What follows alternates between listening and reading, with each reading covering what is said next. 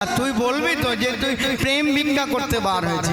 বারে আমার কাছে কোনো ঝোলা আছে তুমি দেখে বুঝতে পারোনি? ও তা আমি জানি কি সবাই এমন করে ভিক্ষা করতে বার হয় সংসারে খাটবে না বলে, তা তোকে দেখে তাই মনে হলো। তাই এই 5, 6, 7 বছর বয়সে তুই সংসার পরিত্যাগ করলি। আর কি হবে দাদু, যার হয় তার সাথে হবে, যার হয় তার 70-এও হবে না। তাই বলছিলাম দাদু আমি, তা কি বল তুই, আমি যেখানে যাব ওই ঠিকানাটা একটু যদি আমাকে একটু বলে দাও। তা তুই যখন আমাকে সকালবেলা দাদু বলে সম্বোধন করেছিস তাহলে তুই আমার নাতি না। তাই বলছিলাম কি কোথায় যাবি? না আমি যাব বর্ধমান কাটোয়া কালনাধামে গুরুদেব হৃদয় চৈতন্য প্রভুর মন্দিরে। ও তুই হৃদয় ঠাকুরের মন্দিরে যাবি? আচ্ছা শোন, বেশি দূরে নেই, এই গঙ্গার পথ ধরে চলে যাবি, গিয়ে দেখবি সামনেই একদম মন্দির আছে নদীর তীরেতে। সেখানে রাত থেকে শুরু হয়ে গেছে ভগবানের নাম সংকীর্তন। রাত মানে কখন? 6টা থেকে 9টা একটা প্রহর কারা জাগে? সবাই জাগে। 9টা থেকে 12টা দ্বিতীয় প্রহর কারা জাগে? যারা ভোগী মানে ভোগ তারা জাগে। 12টা থেকে 3টে কারা জাগে? যারা তস্কর অর্থাৎ চুরি করে তারা জাগে। 3টে থেকে 6টা কারা জাগে? সকাল 6টা কারা জাগে? সাধু সন্ত ঋষি মুনি মহারাজরা ভক্ত ভগবানকে ডাকার জন্য। তাই সূর্য ওঠার 1 ঘন্টা 36 মিনিট আগে শাস্ত্রে আছে আপনাকে উঠতে হবে। কেন? ভগবানের সেবা দেওয়ার জন্য, ভোগ লাগানোর জন্য। সূর্যদেব উঠে গেল, আমরা তারপরে একটি আমরা সেই ছোটবেলায় পড়েছিলাম, সূর্য মামার ওঠার আগে উঠবো আমি জেগে, কিন্তু উঠতে পারি না। নিদ্রা আমাদেরকে গ্রাস করে রেখেছে। বলুন মা, সারা রাত যদি জাগি পাখির মতো হতে হবে। পাখি সারাদিন যেখানে যাই করুক না কেন ঠিক সন্ধ্যা হওয়ার আগে তার বাসায় ফিরে যায়, আবার ভোর হওয়ার আগে সে তার বাসা পরিত্যাগ করে। আমরা রাত যত বাড়ে তত আমাদের কাজ বাড়ে, আর যত দিন আসে তত আমাদের ঘুম বাড়ে। অকালে আমাদের সকাল হয়ে যাবে। নিতাই গৌর হরি বল। রাতের কাজ দিনে যাবে, দিনের কাজ রাতে যাবে, জীবন উল্টো পাল্টা হয়ে যাবে, তাতে শরীরের ডাইজেস্ট খারাপ হয়ে যাবে। নিতাই গৌর হরি বল, তাতে ক্ষতি হবে। রাত 12টার সময় খেলে শরীর কেমন হবে? সকালে চাষার খাবার, দুপুরে রাজার খাবার, রাত্রে পাখির খাবার, তা তো আমরা করি না। রাত্রে সব থেকে বেশি খাবার খাই। অপরাধ ক্ষমা করবেন বাবা, আমাদের অনুষ্ঠান বেশিরভাগ সব রাত্রে। তো সকালে চাষা যেমন চাষ করেছে হাউমাউ করে দুটো খেয়ে নেয়, তাই গৌর হরি বল খাওয়া হয়ে গেল। দুপুরে রাজার খাবার, আর কিছু না, দুপুরে একটু ভালো খাবার। ভালো কি জানার যেমন জুটবে তেমন একটু গরম ভালো খাবার। আর রাত্রে বাবা যাই হোক না কেন পাখির খাবার, পাখি যতটুকু খায় ঠিক ততটুকু। আমরা পাখির খাবার খাই কোন অনুষ্ঠান বাড়িতে গেলে। রাধে রাধে দাদা, আর দেবো 2 পিস আনলিমিটেড আছে দেবো? দাদা আর যাচ্ছে না, দুটো নেন গলায় শিখে দাদা, দুটো নিয়ে আরো দুটো নিয়ে নিলাম, ব্যাস এবার ভালো চলতে পারছি না। এবার বাবু ভর্তি হয়ে গেলে কি করবে? এনার কাজ এবারে ফেলে দাও, দাও আর ঘুমিয়ে না। আর ঘুমাতে গেলে সূর্য ডোবার সাথে সাথে আমাদের শরীরের কর্ম কিন্তু অনেক কমে যায়। আর যখন আমরা ঘুমাতে যাব, এতটা লোড দিয়েছি তো কাজ করবে না, তাতে কি হবে? গ্যাস গ্যাস্ট্রিক রোগ এক এক করে জড়িয়ে ধরতে থাকবে। সুস্থ শরীর নিতে গেলে খাওয়া দাওয়া রাত্রে কম করতে হবে, তার উপর লিকুইড জাতীয় খাবার খাওয়া সব থেকে ভালো। দেখছেন আজকে আমাদের বেশিরভাগ ছেলেরা 30 যেতে দেয় না, দেখলেই মনে হয় বয়স হয়ে যায় 50-60। আগেকার মানুষগুলো যা খেয়েছে তা পারবো না তাদের কাছে ছুটতে কামানি। তাই আমার বাবারও অনেক এখানে আছে, বলে তখন যা ছিল আর এক সত্যি তো এখন সারের জিনিস, বাদ দিন না সারের জিনিস। 50 টাকা দাম ফুলকপি অসময় কিনে আমরা খাবো কেন? 14 গোষ্ঠীর গ্যাস হয় তবুও খাবো। কিন্তু ডুমুর আছে, কলা আছে, ওগুলো খাওয়া যাবে না বলে ও খায়। পেড়ে আনলে লোকজন খারাপ বলবে। তাই গৌর হরি বল মা, এখন পরম কৃষ্ণ দয়া মায়ের কৃপায় রাত 3টে থেকে চৈতন্য মহাপ্রভুর সেবা চলছে। কোথায়? হৃদয় চৈতন্য ঠাকুরের মন্দিরে। ছেলেটি পথ ধরে চললেন, পথ চলিতে আরে বলিতে তোমরা লহরে কৃষ্ণ না পথ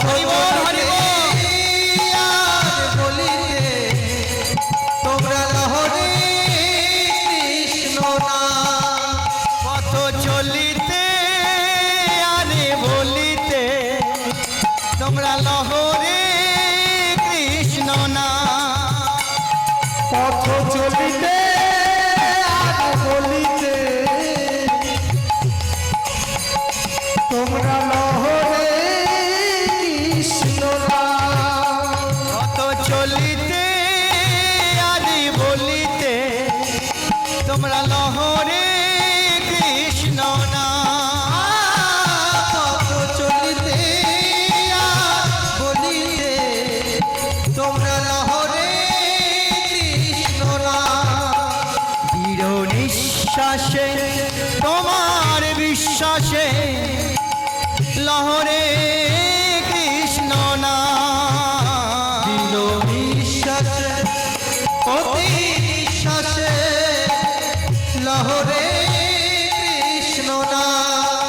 দৃঢ় নিঃশ্বাসে প্রতি বিশ্বাসে লহরে কৃষ্ণ না দৃঢ় বিশ্বাসে অতি বিশ্বাসে তোমরা লহরে কৃষ্ণ নাম। কৃষ্ণ নাম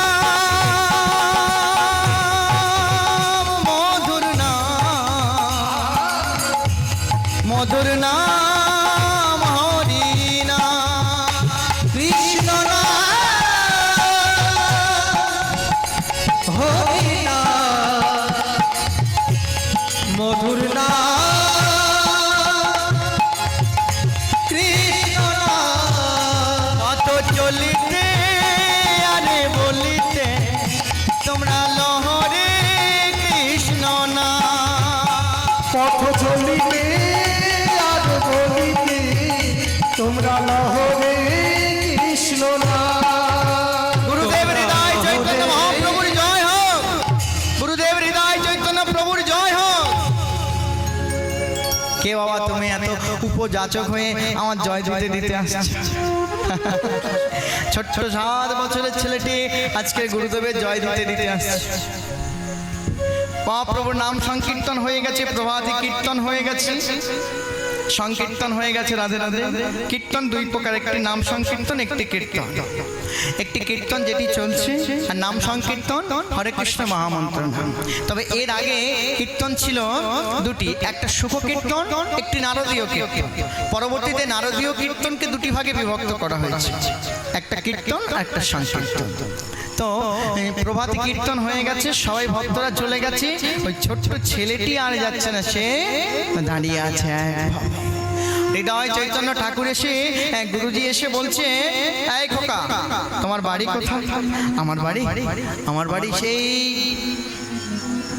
উড়িষ্যা প্রদেশের দ্বারেন্দ্র গ্রাম ও তা বলছি এখানে কেন এসেছো আপনার কাছে এসেছিলাম আপনি তো হৃদয় চৈতন্য হ্যাঁ বাবা আমি হৃদয় চৈতন্য কিছু বলবে আমায় আমি বলছিলাম কি জানেন তো আপনি আমার গুরুদেব আমি হ্যাঁ আপনি আমার গুরুদেব কেন না আমি স্বপ্নে দেখেছি চৈতন্য মহাপ্রভু নিতাই ঠাকুর স্বপ্নে আমায় আদেশ দিয়েছেন আপনার কাছে আসছে তাই আপনার কাছে এসেছি প্রভু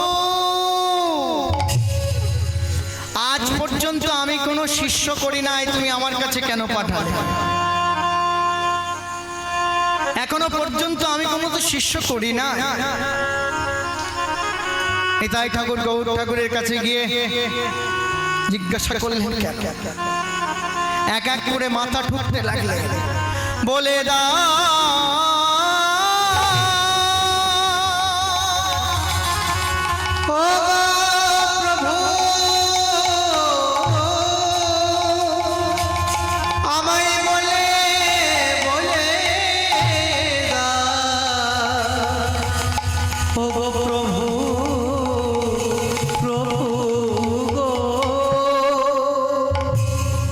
প্রভু তুমি বলে দাও আজও পর্যন্ত আমি কোনো শিষ্য তৈরি করিনি অথচ তুমি আমাকে একটা শিষ্যকে পাঠিয়ে দিয়েছো আমার কাছে এ তুমি কেন পাঠিয়েছো কেন তুমি আমার কাছে পাঠিয়েছো স্বপ্নে আদেশ হলো সেই মন্দিরের মধ্যে থেকে হৃদয় চৈতন্য আজ থেকে তুমি ছোট্ট ছেলেটি দীক্ষা দেবে ওর আগে পরিচয় জেনে নিয়ে, ওর কর্ম জেনে নিয়ে তুমি দীক্ষা দেবে। ও একটা দিন ভক্ত হবে হবে। কিন্তু প্রভু কোনো কিন্তু না, অদৃশ্য হয়ে গেলেন। সেই কথা শুনতে পেল না। ছোট্ট ছেলেটির হাত ধরে নিয়ে জিজ্ঞাসা করলেন, তোমার নাম কি বাবা? আমার নাম দুঃখী কৃষ্ণদাস। দুঃখী কৃষ্ণদাস। তাই গৌর শৈশব চলে গেল, কৈশোর চলে গেল, যৌবন পড়ে গেছে, এখনো পর্যন্ত দীক্ষা হলো না। বাবা আজকালিকার দীক্ষা আমরা কি আজকের যদি বলি কালকের আমাদের দীক্ষা হয়ে যায়। বেশিরভাগ চৈতে গুরুর মইতে শিষ্য। হ্যাঁ, কানে কানে পিস পিস মাস গেলে চাঁদা। আমি আপন ঘরকে বা নিজে কোনো ঘরকে অপমান করছি না। যারা আজকের গুরু সেজেছেন, সাজা গুরু একটাও ছাড় পাবে না, সব সাজা পাবে, একটা বাদ যাবে না, লাইনে সাজা। সঙ্গে শিষ্য মহল যা করবে ও তারাও সাজা পাবে। তাই গৌর পরিবার সাজলে তোর হবে না, সাজার মতো সাজতে হবে, তারপরে তো হবে। প্রকৃত গুরুদেব হলে আপনার কাছে কোনোদিন কিছু চাইবে না, কিচ্ছু চাইবে না। হ্যাঁ, যদি তার বাবা চলে যান, মা চলে যান, তখন হয়তো বলতে পারে শিষ্য মহলকে, আমার বাবা চলে গেছে, তো তাই বলছিলাম যদি তোমরা কেউ কিছু সাহায্য করতে পারো। যেটি হয়েছিল, আমরা তৎকালীন সময় ভাগবত কথা পড়তাম, তাই আমাদের পড়াশোনার মধ্যে ছিল। এখন তো আর সে সময় কিছু নেই। এখনকার যে সিলেবাস আছে, আমরা বিনোদের নাম শুনেছিলাম। বিনোদ, যে বিনোদ গুরুকুল শিক্ষা শিক্ষিত, বনের মধ্য দিয়ে প্রত্যেক দিন গুরুদেবের কাছে যেতেন শিক্ষা নিতে। একদিন যখন বাড়ি ফিরছি, একটা বাঘ তাকে আক্রমণ করেছিল। মায়ের কাছে এসে বলেছিল, মা আর মনে হয় আমাকে পাঠশালায় যাওয়া হবে। কেন খোকা? একটু বাড়বে। কেন খোকা? না মা, আমি যদি পাঠশালাতে যাই তুমি আমাকে আর দেখতে পাবে না। কারণ গুরুদেবের কাছ থেকে শিক্ষা নিয়ে আসার পথে গভীর জঙ্গলে বাঘ আজকে আমাকে তাড়া করেছে। কালকেরে কিন্তু আমি হয়তো ছুটতে পারবো না, তার মুখে পড়ে যাব, মৃত্যু হয়ে যাবে। সেদিন মা বলে দিয়েছিলেন, খোকারে এর পরের দিন যদি কোনোদিন বিপদ আসে, একটা কথা স্মরণ করিস। কি কথা মা? তুমি জানো এই পৃথিবীতে যার কেউ নেই, তার একজন আছে। কে তিনি? তিনি হলেন অনাদির আদি গোবিন্দ, পরম কৃষ্ণ দয়াময়। তাকে একবার তুমি স্মরণ করো, দীনবন্ধু বলে তাকে তুমি একবার ডাকবে। আচ্ছা মা, দীনবন্ধু বলে ডাকবো কেন? তিনি কে? তিনি হলেন তোর বড় দাদা। ঠিক একদিন আসছে, আর বাঘের সাথে দেখা হয়ে গেছে। খেতে যাবে কি? মা বলে দিয়েছিল না দীনবন্ধু দাদা বলে ডাকতে। সঙ্গে সঙ্গে ডাক দিয়ে উঠলেন, দীনবন্ধু দাদা, দাদা গো আমায় দেখা,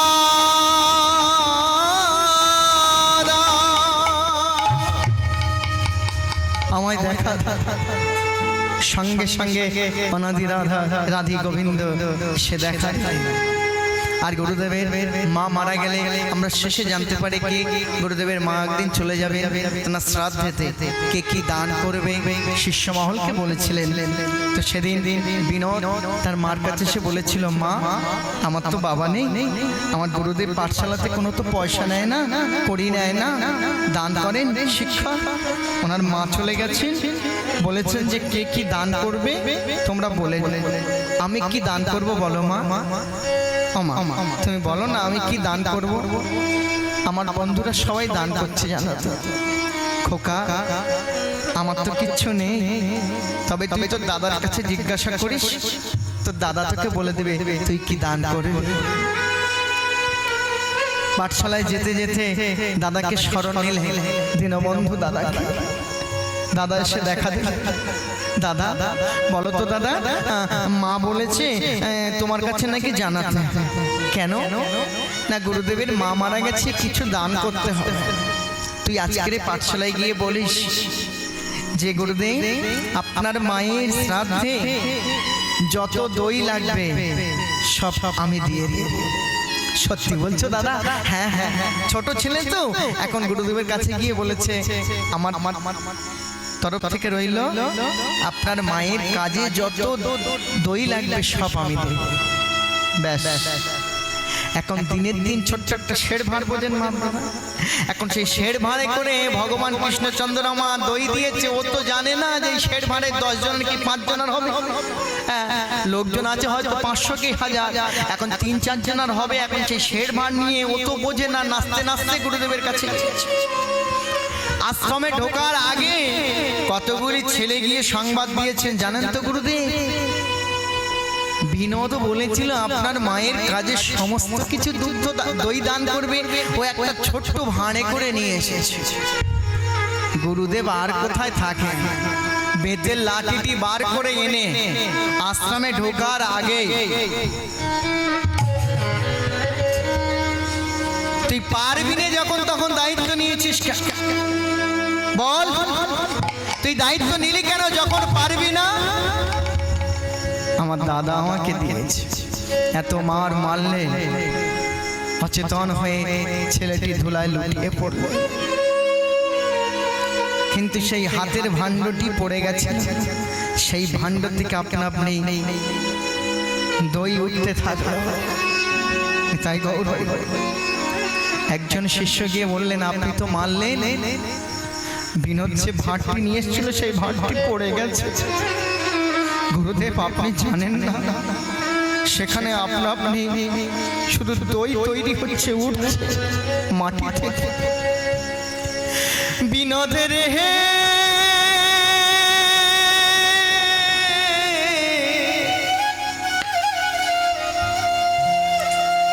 ওরে বিনোদ,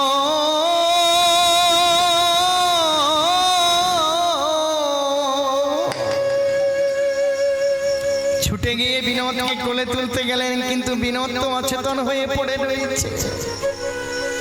ও খোকা থাকো, জলে ছিটা দিয়ে বিনোদকে তুললেন।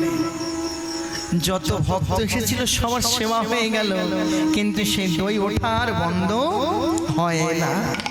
বিনোদ, এই দইয়ের ভাণ্ড তোকে কে দিয়েছে? আমার দাদা দিয়েছে। তোর দাদার নাম কি? আমার দাদার নাম দীনবন্ধু। দাদা এক কাজ কর না, তোর দাদাকে একটু আমায় দেখাতে পারবি? কেন দেখাতে পারবো না গুরুদেব? আপনি আমায় মেরেছেন, আমার খুব কষ্ট হচ্ছে জানো তো। আমার মা আমাকে কোনোদিন মারেনি, আমি ভুল করেছি বলো গুরুদেব? আমি ভুল করেছি। তোমার আপনার জানি তাই আপনার মায়ের কাজেতে যা দই লাগবে সেই দই সবার হয়ে গেছে। বিনোদ, সবার তো হয়ে গেছে, কিন্তু তোর চরণে আমার নিবেদন বিনোদ, একবার তো দাদা যেখানে আছে আমায় নিয়ে চল। এ দুনিয়া এখন তো সে দুনিয়া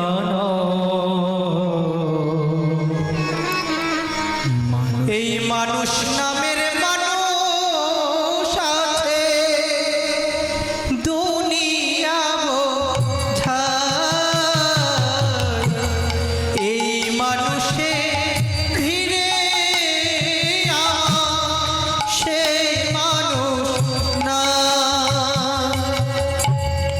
এ দুনিয়া এখন তো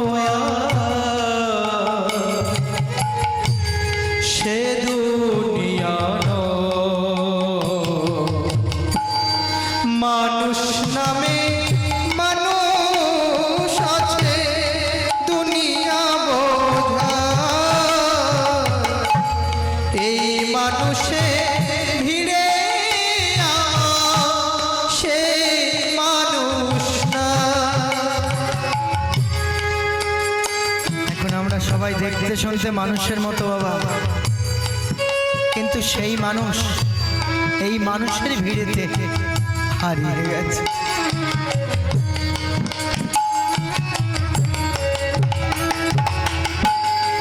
এখন বুঝি দারুণ সময়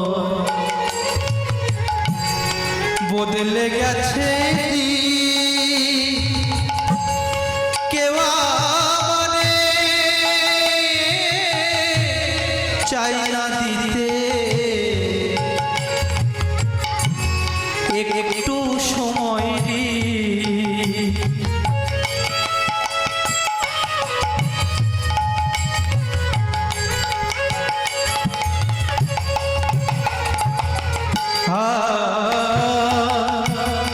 মাটির দেহ খাইলো গুনে, দেখলো না তোকে সারা জীবন,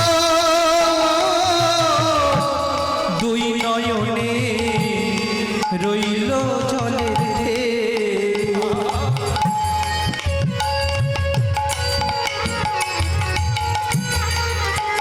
এই মাটির দেহ খাইলো গুনে, দেখলো না তোকে সারা জীবন, দুই নয়নে রইল জলের ঢেউ। আমার দুঃখের কথা কইতে গেলে এ দুনিয়ার সবাই বলে শোনার সময় না, এই মানুষের ভিড়ে আমার সে মানুষ না। পরম কৃষ্ণ দয়াময় কৃপা। আজকে ছেলেটি দাদার সাথে প্রত্যেক দিন যেখানে দেখা হতো গুরুদেবকে সঙ্গে নিয়ে গিয়েছে।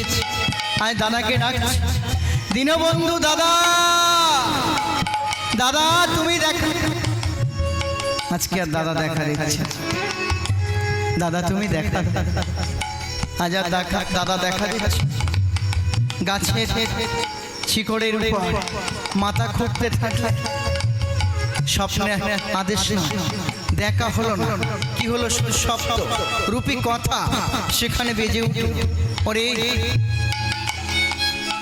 বিনয়, আজকে আমি তোকে দেখা দিতে পারবো না। কেন দাদা? তোর সঙ্গে তোর গুরুদেব আছে, তোর যে নয়ন হয়েছে সেই নয়ন তোর গুরুদেবের হয়। আগে তোর গুরুদেবকে বোঝা। কি বোঝাবো দাদা? আগে ক্ষমা পাওয়ার না, তুমি আমায় দেখা দাও। দেখা দিলে কথোপকথন হচ্ছে বিনোদের সাথে, কার? তার দাদা। গুরুদেব শুনতে পাচ্ছে কিন্তু দেখতে পাচ্ছে না। কেন দেখতে পাচ্ছি না বিনোদ তোমাকে? দাদা কেন দেখতে পাচ্ছে না? সেই নয়ন তো হয়নি, তাই দেখতে পাচ্ছি না। তোকে স্পর্শ করলেই দেখতে পাবো। যেই না বিনোদকে স্পর্শ করলো, অনাদি রাধে গোবিন্দকে দর্শন। এখন বুঝি দারুণ সময় বদলে গেছে দিন, এ দুনিয়া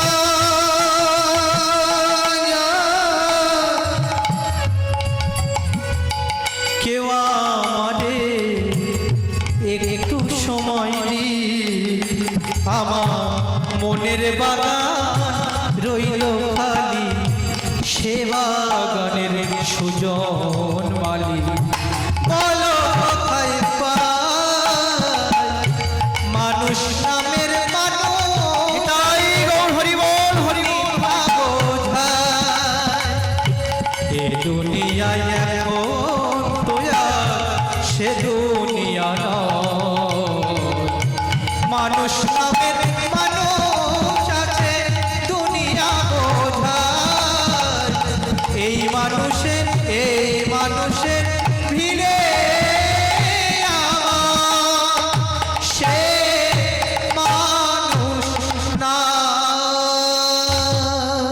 পরম কৃষ্ণ দয়াময়ের কৃপায়, অনাদি রাধে গোবিন্দের কৃপায় আজকের গুরুদেব বললেন, বাবা তোমায় আমি দীক্ষা দিতে পারি, তবে আগে তোমাকে জানতে হবে দীক্ষার নিয়ম। কি নিয়ম? না, দীক্ষা নেওয়ার আগে আমার আশ্রমে তোমাকে কর্ম করতে হবে। কি কর্ম? আগে তোমাকে জল তুলতে হবে, ঘাস কাটতে হবে, কাঠ কেটে আনতে হবে, গরুকে গাভীকে খাওয়াতে হবে। তারপর যদি ভালো বুঝি তোমায় দীক্ষা দেব, তা না হলে দীক্ষা দেব না। শৈশব কৈশোর চলে গিয়ে যৌবনের প্রারম্ভেতে পা দিলেন, দীক্ষা হলো না। কর্মটি কি ছিল গুরুদেব জানিয়ে দিয়েছিলেন, প্রত্যেক দিন আমার তরফ থেকে তোমার কর্ম থাকবে একটি মাটির কলসিত করে নদী থেকে জল নিয়ে সমস্ত বাগানে যা বৃক্ষ আছে সেই বৃক্ষের গোড়ায় জল দান করা। এই বৃক্ষের বাগানে বৃক্ষের গোড়ায় জল দান করতে করতে একদিন দুঃখী কৃষ্ণদাসের মাথায় হয়ে গেল ভীষণ ঘা। কম 7 বছর থেকে আজ 18 বছর পর্যন্ত হয়ে গেল, 11টি বছর প্লাস সে জল দিচ্ছে। প্রত্যেক দিন ভোরের বেলা উঠে মাথায় তো ঘা হয়ে যাওয়াটা স্বাভাবিক, তাই না? এমন ক্ষত হয়ে গেল, এমন ঘা হয়ে গেল, মাথায় থেকে রক্ত পুঁজ গড়িয়ে পড়তে থাকলো।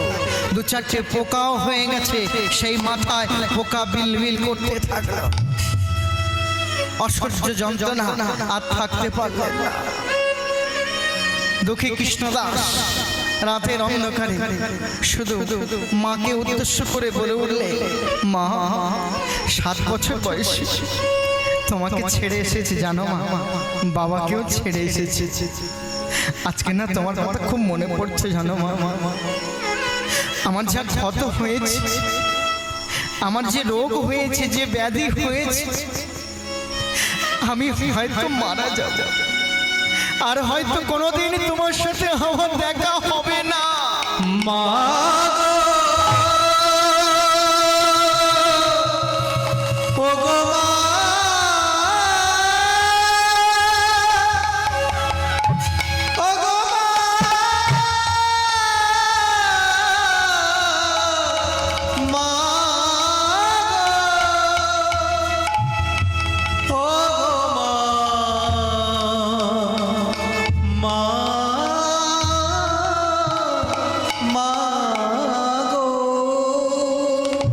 অসহ্য যন্ত্রণা আর সহ্য করতে পারছি না মা।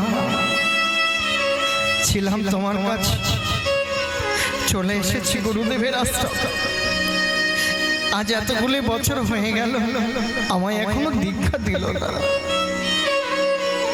প্রত্যেক দিন জল বইতে বইতে এই যে ঘা হয়েছে, আমি যদি কালকে জল বওয়া না করি, যদি বন্ধ করে দেই, জানো তো মা, গুরু সেবায় থেকে বঞ্চিত হয়ে যাব, গুরু আজ্ঞা থেকে বঞ্চিত হয়ে যাব।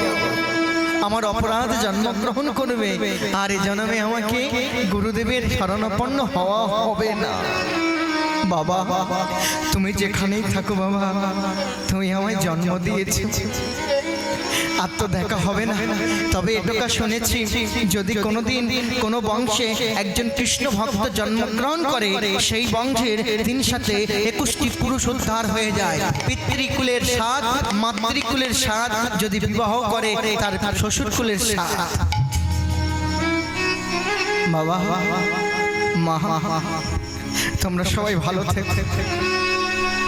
সকাল হয়তো আমার নাও হতে পারে, ভোর হয়ে গেছে। প্রত্যেক দিনের ন্যায় মাটির কলসিটুকু তুলে নিয়েছে, মাথায় করে জল আনতে যাবে। আর তো যন্ত্রণা সহ্য হচ্ছে না মা, ঘা হয়েছে। হ্যাঁ, যেমন গুরুবাক্য রেখেছিলেন আর একজন ভক্ত, নাম আরণি। আপনারা জানেন এসবগুলি আগে সিলেবাসের মধ্যে ছিল বাবা, পড়াশোনা। এখন যে ছোট ছোট ছেলে মেয়েরা কি পড়ছে, হাতি ঘোড়া পালকি যা মাথায় ঢোকে। সরকার যে কি সিলেবাসে দিয়েছে একবার লক্ষ্য করবেন, ও নিজের মাথায় যায় না তো ওদের মাথায় কি করে যাবে। আর তৎকালীন যা পড়াশোনা ছিল, বেশি দিন নয় তো, 2005 পর্যন্ত খুব ভালো ছিল। তারপরে সব গ্রেড এসে সব শেষ হয়ে গেল। শিক্ষাকে একেবারে ধ্বংস করে দেওয়া হয়ে গেল। নতুন নতুন আধুনিকতা, শিল্পী ছোঁয়াতে, লেখকের ছোঁয়ায় সব লেখা, যা পড়লে তার মাথা মুন্ডু বোঝা যায় না। তাই গৌর হরি বল, এই সমস্ত আমরা পড়েছি, আপনারা পড়েছেন অনেকে। এগুলি ছিল পড়ার মধ্যে, পাঠ্য বইয়ের মধ্যে ছিল। আপনারা যদি কোনোদিন রবীন্দ্রনাথ ঠাকুরের লেখা ছোট গল্প, পোস্টমাস্টার, যদি পোস্টমাস্টার কোনোদিন পড়েন, চোখ থেকে জল আপনার আসবে। যদি কোনোদিন তারাশঙ্কর বন্দ্যোপাধ্যায়ের লেখা তাসের ঘর পড়ে, চোখ থেকে জল আপনার আসবেই আসবে। এসব পড়া আর নেই, আগামী দিন জানি না পৃথিবীতে আরো কি হতে চলেছে। তাই গৌর হরি মাথায় একটা পাগড়ি বেঁধে নিন, যে উড়ুনিটুকু ছিল গলায় সব সময় আর তো যন্ত্রণা করছে, তাই পাগড়িটুকু বেঁধে নিয়ে কলসি মাথায় তুলে যেই জল আনতে চলেছে আশ্রম ছাড়বে কি গুরুদেব হৃদয় চৈতন্য ঠাকুর দেখতে পেয়ে, দুঃখী আয়, দুঃখী এদিকে আয় বলছি। গুরুদেব আমায় ডাকছে। হ্যাঁ তোকে ডাকছি, এদিকে আয়। এত সুখে কৃষ্ণ ভজন হয় না কেন গুরুদেব? আমি কি করলাম? মাথায় পাগড়ি বেঁধেছিস কেন গুরুদেব? মাথায় পাগড়ি? হ্যাঁ হ্যাঁ মাথায় পাগড়ি বেঁধেছিস কেন গুরুদেব? আজ দিনটা আমাকে ছেড়ে দিন। আজকে না হয় পাগড়ি বেঁধে আবার মুখের উপর তর্ক, মুখে মুখে বুঝতে পেরেছি তোর দ্বারা কিছু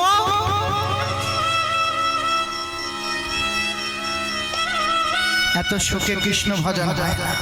আমার কাছে আয় গুরুদেব, আজ দিনটা আমার কাছে কাছে যখন না এলেন গুরুদেব ছুটে গিয়ে মাথার পাগড়িটা টেনে, দেখি দুঃখী এ তুই কি করেছিস? তোর মাথায় এত বড় ঘা হয়েছে, কই কোনোদিন তো একবার বলিস গুরুদেব। আর গুরুদেব তুই আমাকে গুরু ভাবতে পারিসনি, তাই আমাকে তুই কোনোদিন বলতে পারিস। ছোট্টবেলায় বাবা আমাকে ছেড়ে আমার মন্দিরে এসেছি, আমি তোর বাবা, আমি তোর মা, আমি তোকে মানুষ করেছি। একবার এত বড় ঘা হয়ে গেল, আমাকে তুই বলতে পারলি না। ওরে দুঃখী রে, ওরে দুঃখী,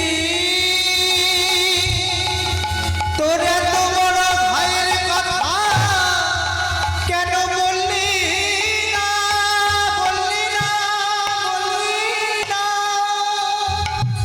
আপনি শুনে কষ্ট পাবেন তাই, আমি শুনে কষ্ট পাবো তাই না? আর এত বড় তোর যে ঘা হয়েছে, আমি একটা ডক্টরকে ডেকে এনে, তৎকালীন সময় বৈদ্য ছিল, সেই বৈদ্যকে ডেকে এনে তোর ঘাটুকু সারিয়ে দিতে পারতাম না? বল না, বল না, তুই আমার কাছে বল। তুমি ফোটা বলে ফোটে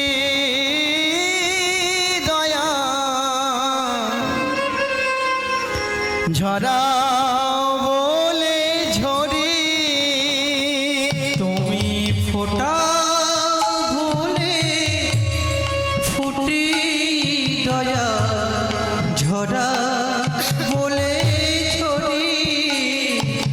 তুমি ফোটা বলে ফুটি দয়া, ঝরা বলে ঝরি। তুমি হাসা বলে হাসি দয়াল, কাদা বলে কাঁদি। ফোটা বলে ফুটি দয়াল, ঝরা বলে ঝরি। দয়া তুমি আমার গুরুদেব, গুরুদেব ভগবান। তুমি আমাকে যেমন ভাবে চালাবে আমি ঠিক তেমন ভাবে চলবো গুরুদেব, আমি তেমন ভাবে চলবো।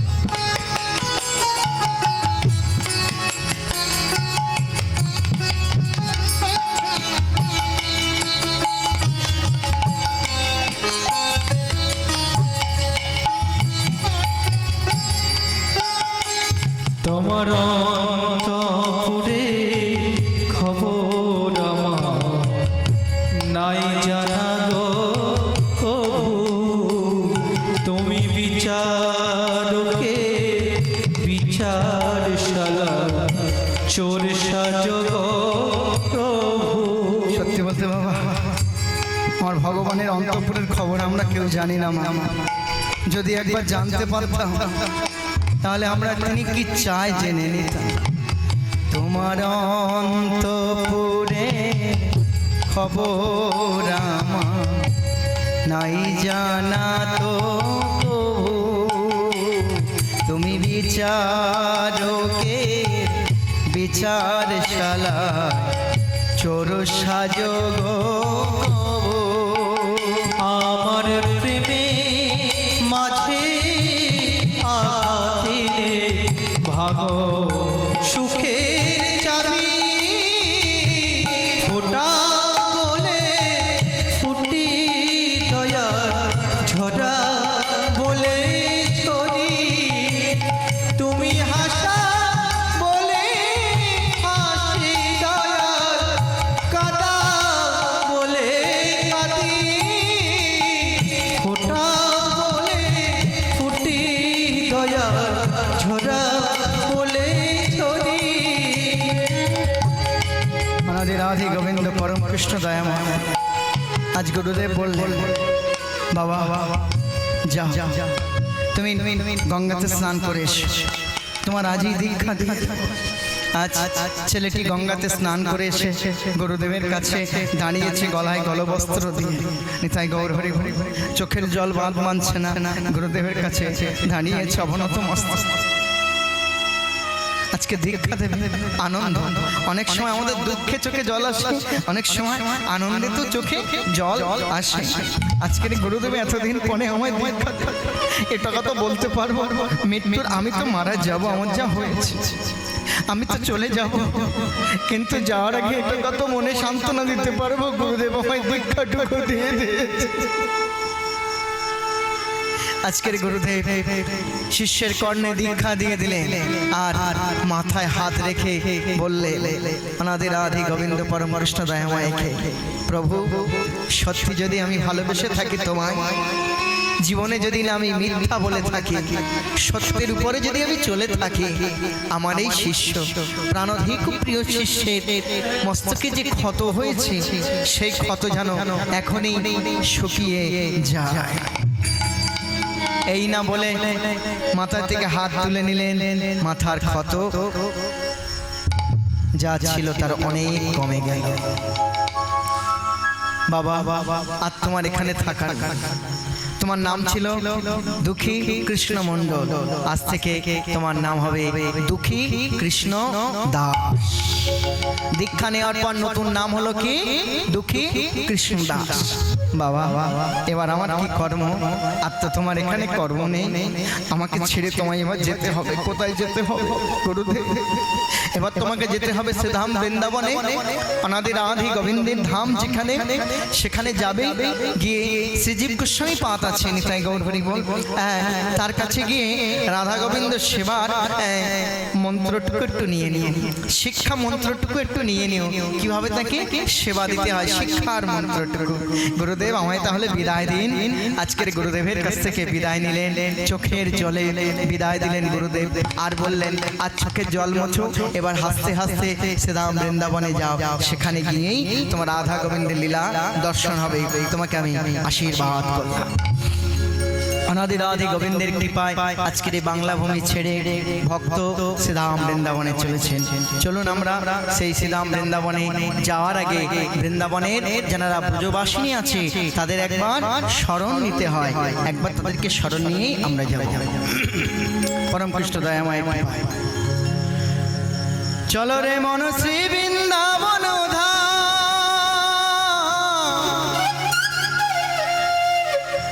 জপে যা রাধা রাধা না শ্যাম পিয়ারি মেরে মদন পিয়ারি তাই গৌর হরি বল হরি বল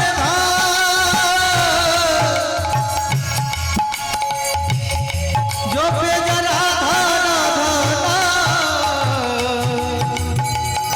শ্যাম পিয়ারি ও মেরে মদন পিয়ারি বলো শ্যাম পিয়ারি ও মেরে মদন পিয়ারি আমরা একটু উলুধ্বনি দিতে পারবো যেহেতু আমরা বাংলার মানুষ তো রাধে রাধে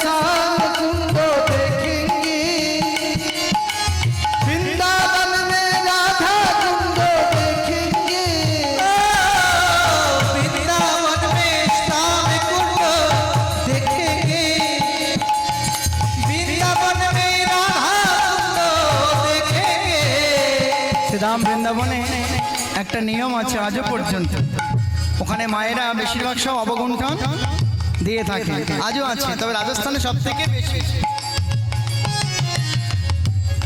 তাই গৌর হরি বলে, আমাদের বাংলায় হয়তো কমে গেছে। আজ ভাগবত আসরে, কীর্তন আসরে বসে শ্রীধাম বৃন্দাবনে যাওয়ার পথে একটু আমরা দিতে পারবো। আমরা থাকবো কিন্তু আমাদের মন যাবে কোথায়? বৃন্দাবন।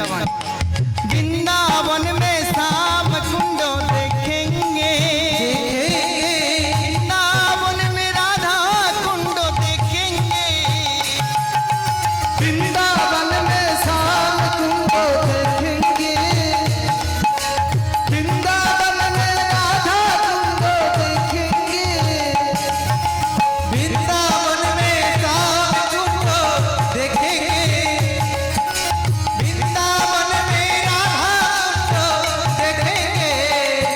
মন শ্রী বৃন্দাবন ধাম জপে যা রাধা রাধা নাম, শ্যাম পিয়ারি ও মেরে মদন পিয়ারি, बोलो श्याम पियारी ओ मेरे मदन पियारी।